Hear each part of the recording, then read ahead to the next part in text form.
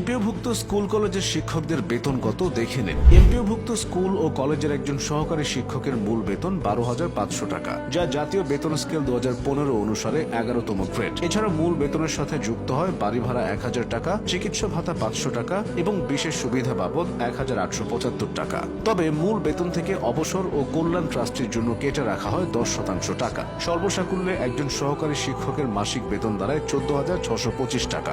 সহকারী শিক্ষক যদি বিএড ডিগ্রিধারী হন তাহলে তিনি জাতীয় বেতন স্কেল 2015 অনুসারে 10ম গ্রেডের বেতনভুক্ত হয়ে থাকেন। সেক্ষেত্রে সর্বসাকুল্যে সেই সহকারী শিক্ষকের বেতন দাঁড়ায় 17,775 টাকা। অন্যদিকে এমপিওভুক্ত কলেজের একজন প্রভাষক জাতীয় বেতন স্কেল 2015 অনুসারে 9ম গ্রেডের বেতন পেয়ে থাকেন। তাদের মূল বেতন 22,000 টাকা। এছাড়া বাড়ি ভাড়া 1000, চিকিৎসা ভাতা 500 এবং বিশেষ সুবিধা বাবদ 1000 টাকা পান। মূল বেতনের 10% অবসর ও কল্যাণ তহবিলে কেটে রাখার পর তাদের বেতন দাঁড়ায় 22,300 টাকা।